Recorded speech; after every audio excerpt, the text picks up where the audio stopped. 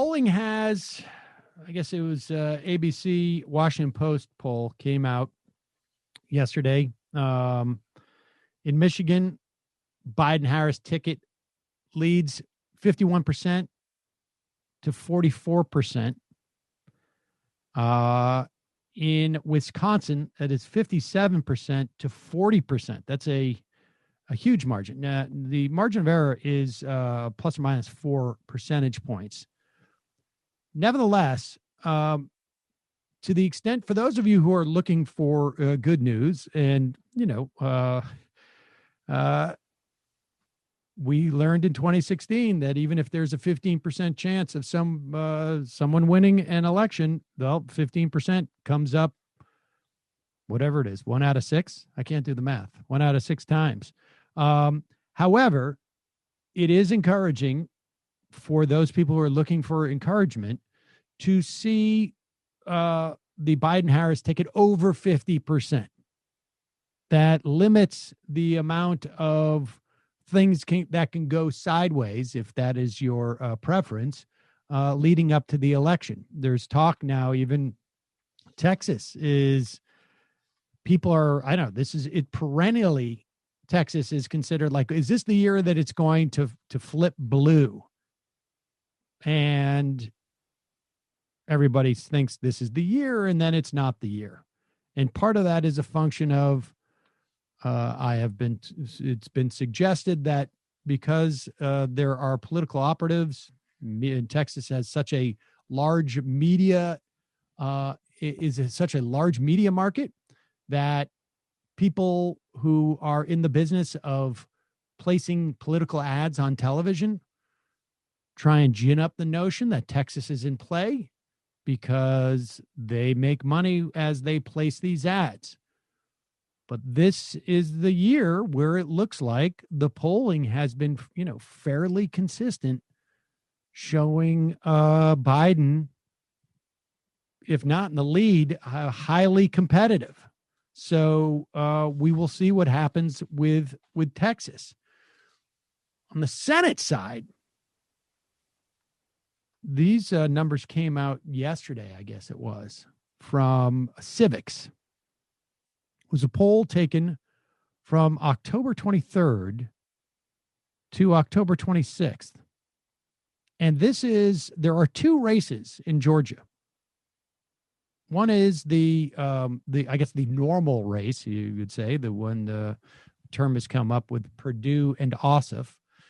And I think Ossoff is down a couple of points in that, but we will see how that turns out. So much of this is going to come to turnout. We have seen some record-breaking early voting turnout there, but again, very hard to decipher whether that early turnout is indicative of just people trying to vote early who would normally vote on election day, or if it indicates a significant increase in the number of people who are coming out.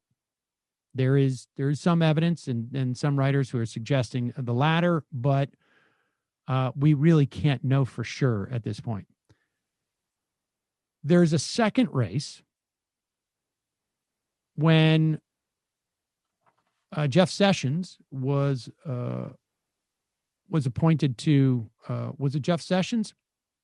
Or who somebody retired? Kelly Loeffler was made the incumbent. It was chosen to fill in. And she is up for re-election. However, this is a special election, and therefore it is it's done like I guess in primaries they call them jungle primaries. I don't know how they call it in this, but there are multiple people running in this race, and the race requires a 50% threshold for the winner. Otherwise, there is a runoff. You have Doug Collins, a Trump sycophant, running. He has 23%. You have Kelly Loeffler, who is the Republican incumbent, at 22%. There's a number of other candidates. There are 2 Democrats running in this race. Well, there's actually 3 who are in the top 5, but there are 2 major names in this race when it began. So Warnock a minister, and Lieberman, I think it's Matt Lieberman, son of Joe Lieberman.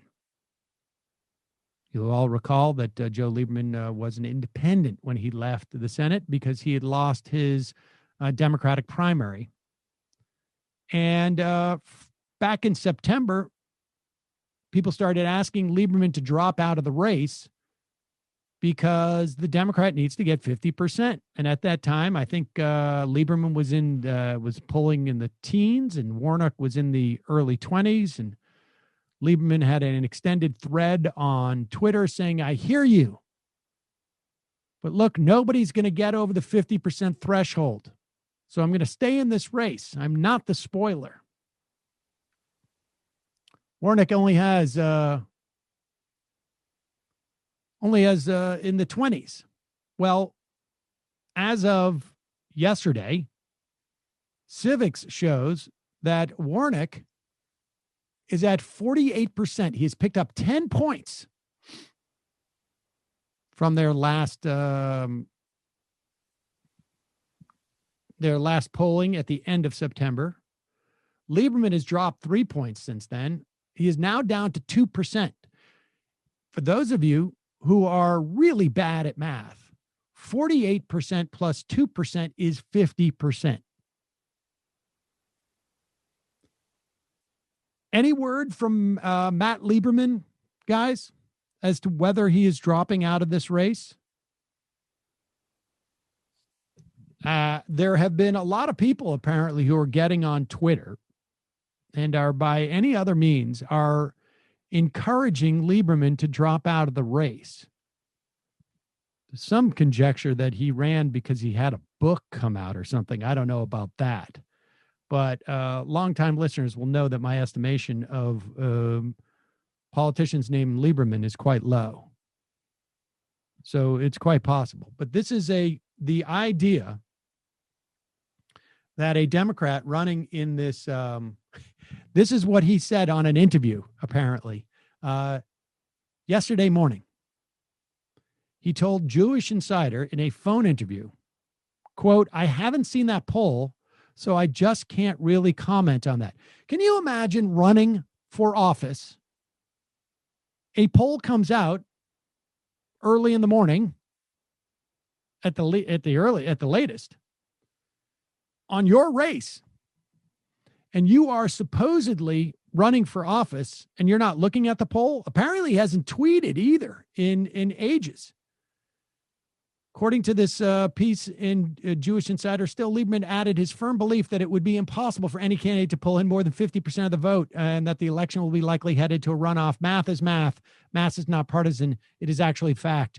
48% plus 2% is 50. While polls are not overly encouraging right now, there are probably 15% of voters who are undecided, and I like to believe that I have a better than even chance at getting a good chunk. So you never know. You never know what's going to happen. Unbelievably irresponsible, in my estimation. Your mileage may vary. We will have more to talk about on that tomorrow.